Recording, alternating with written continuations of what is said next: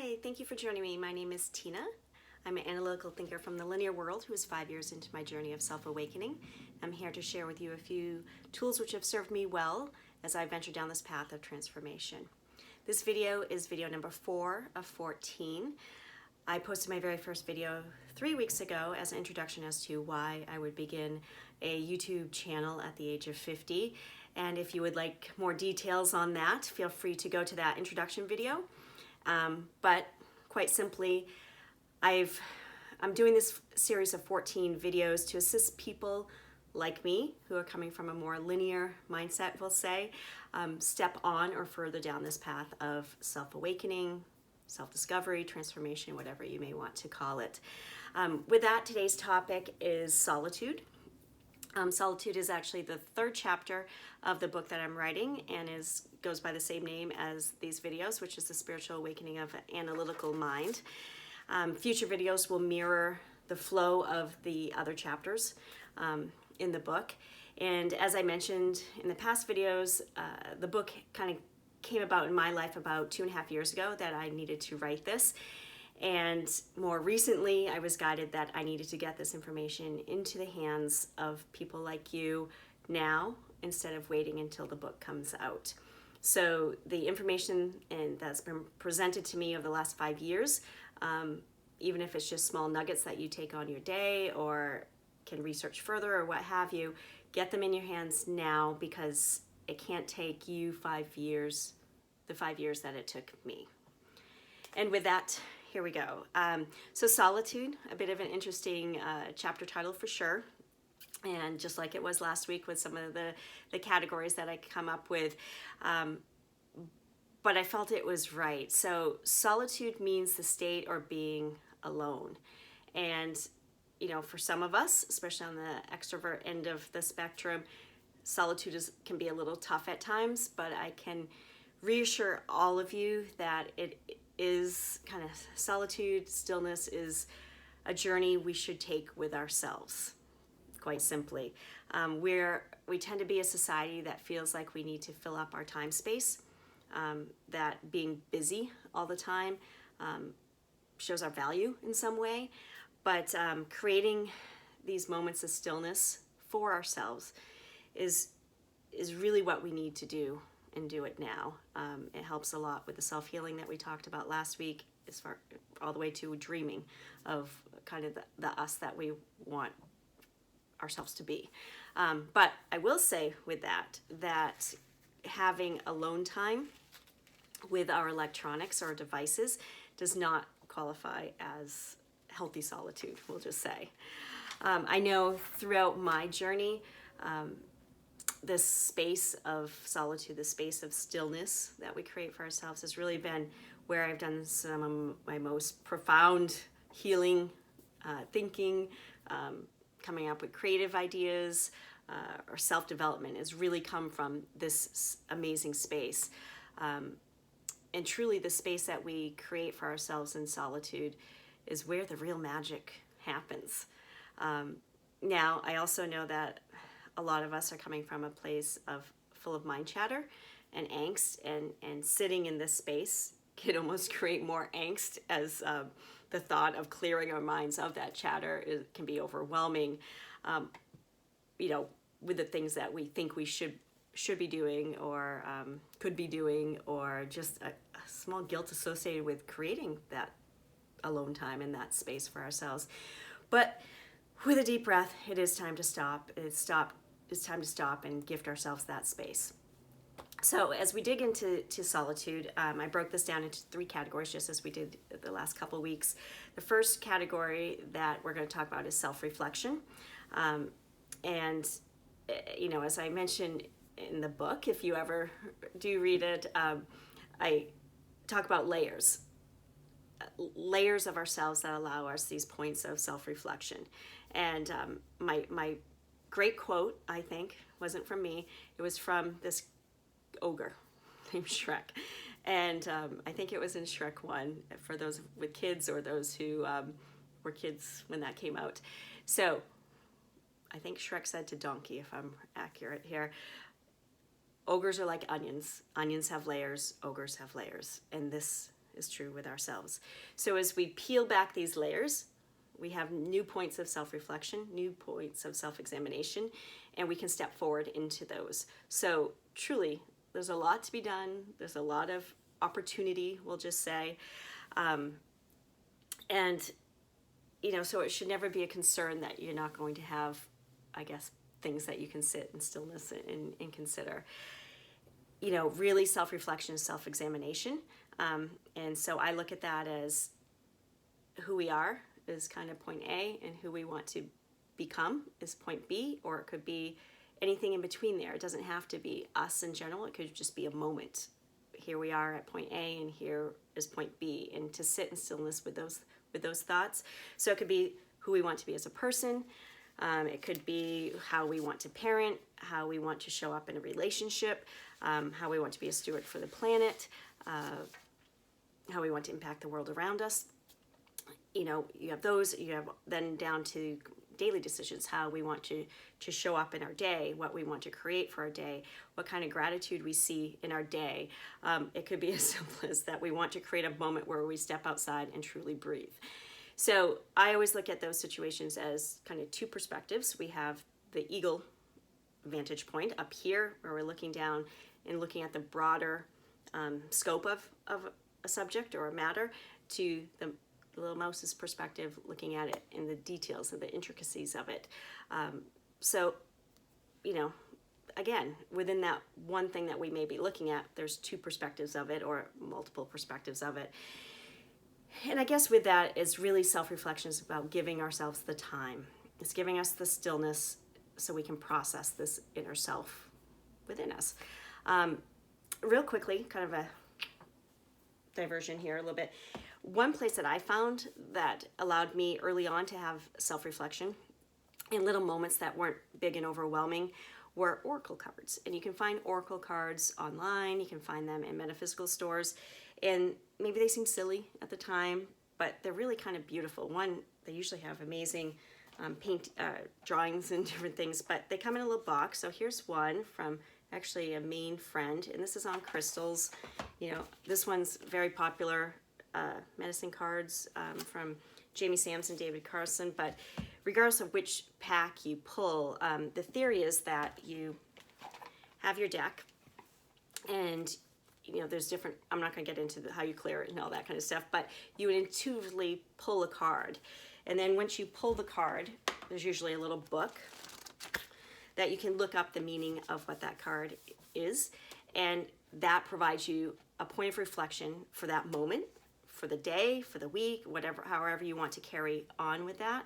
And I think that's a nice way. For me, yes, you're intuitively pulling, but it didn't feel like my intuition was involved at all. But it gave me a point to hold on to that for that day, a point of making me feel like I was participating in whatever this journey was about.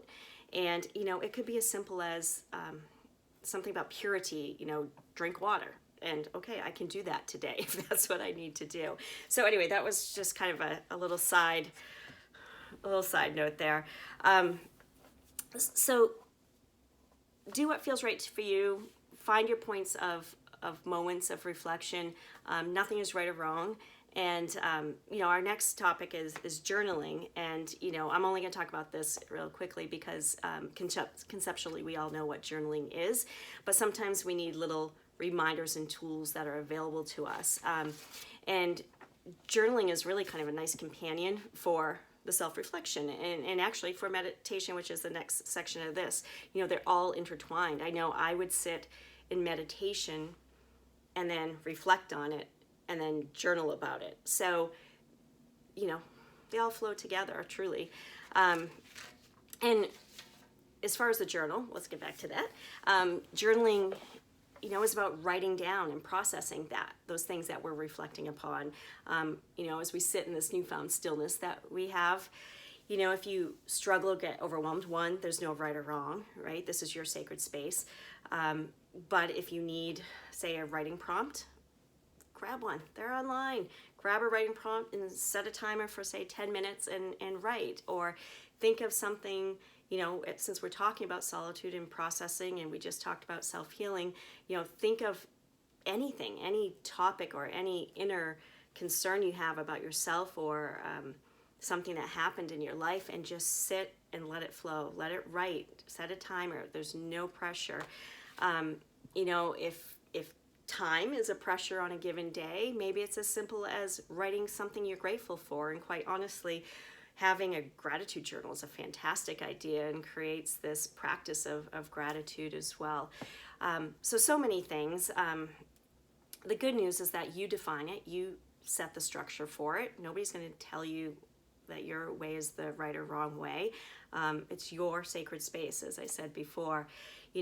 During my crazy months that I've told you about that began 2.5 years ago, I was guided to begin a journal. I did not journal. I didn't journal. I think my past journaling practice was decide I was going to journal, write until my hand wore out, and then to catch the journal up on whatever was happening in my life. And then I didn't journal forever. So I didn't have a journal practice. But the journal I began 2.5 years ago was more about purely the spiritual escapades that were happening in my life daily. And that was a journal I kept for almost a year. When that phase ended, I was really thankful that I had all that written down. But when that phase ended, it was more a day-to-day journal.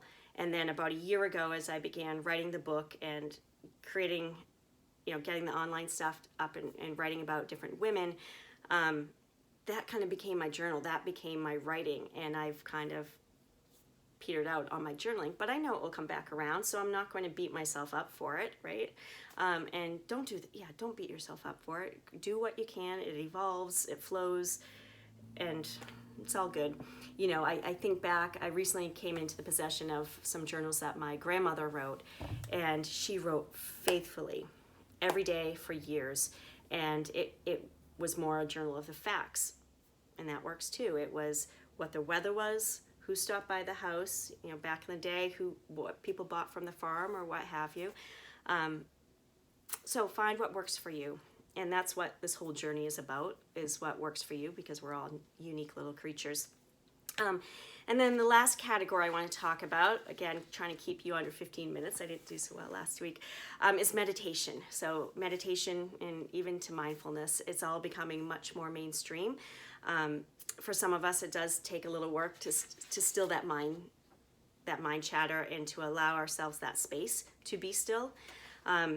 There are many sources out there. You can look in books, you can look on the internet to find kind of the practice that works for you, and I'm not going to pretend to know or be a meditation expert. So when it feels right to you, research and meld together the practice that works for you, and never judge yourself on what that is. I, having never meditated and having that mind chatter, meditation really never crossed into my realm of a thought that I wanted to do. And so as I began down this journey, yes, when we all came together as a group, I might, somebody would do a meditation, I would sit in it, but my mind was everywhere.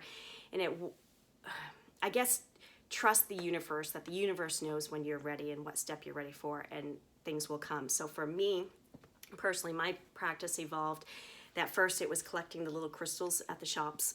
They sat on my windowsills, and eventually crystals became a little bit bigger, not huge, just a little bigger. And then I'd carry crystals around in my pocket at times, and then the pocket became taking the little bit bigger crystals, and all of a sudden one day they went onto a table in front of my window as a healing grid. I didn't know anything about crystal grids. I'd never looked up crystal grids. They looked more like artistic design than anything to me.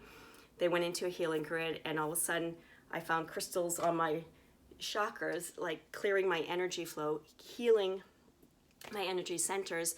And all of a sudden one day, there I sat. I'm going to put my hands up so you can see, but say in this position, I found myself sitting here in meditation, and it started at 5 minutes, and then went to 10 minutes, and then 15 minutes, and then all of a sudden crystals are on my hands, or crystals are here, and a meditation practice was formed. And in meditation is where I first began sensing things. I didn't trust my intuition up to that point, but when I sat then in meditation, I could sense and I could see, and I had my first visions of things, and it's where I found the stillness. And now I can sit. I had to also settle the chatter around me as well, and let go of certain things and start attuning to certain frequencies. So I tend to be a little more casual, and probably people who are other people, if they saw my practice, would probably cringe completely.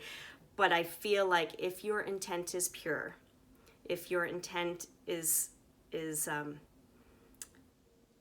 for goodness, then it's fine. And if you feel the need to have a more formal practice, do that.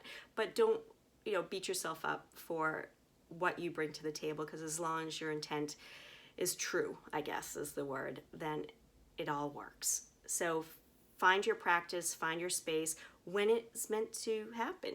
Don't force it. It's fine. So that's my advice to you today. Find what works for you, and just cut yourself a break a little bit. But it is a wonderful place, all of these, the meditation, the journaling, the stillness, to do a lot of healing of yourself as well. So I think that's enough for today. Oh, I hit 16 minutes again. I'm sorry. Remember, this video and the book is meant as an outline for you. Especially these videos are just quick little nuggets. They're for you to create your own awakening story around, and I hope you will do that. As far as the edit, I have an update on the book. Editing is complete, which is exciting. I'm going to do one more last read through to make sure everything's okay, and then we move to design of the cover and the interior, which is exciting. So I'll keep you posted there, but I'm hoping for a summer release perhaps. But in the meantime, we'll continue to go through these chapters and get you the nuggets as quickly as we can. Well, I guess weekly. Next Thursday's video will be on Mother Earth, which will be nice. And as always, if you would like to receive the Monday emails that I send out, you can go to tinalmoody.com, subscribe on the homepage or on the contact page, and each Monday I send out, it's the only email I send out, and it comes out with kind of words of inspiration, maybe a book update or any other updates. And when I started receiving messages last October, that was a whole new ball game. So each Monday morning I sit down, tap in, they provide words of inspiration for people to take on their week. So feel free, but no pressure. And I guess that's kind of a wrap as to what we're doing. So much love and gratitude for you for joining me today, or whenever you may watch this. I hope you'll join me here next Thursday when we discuss Mother Earth. And in the meantime, you have a wonderful week. Thank you.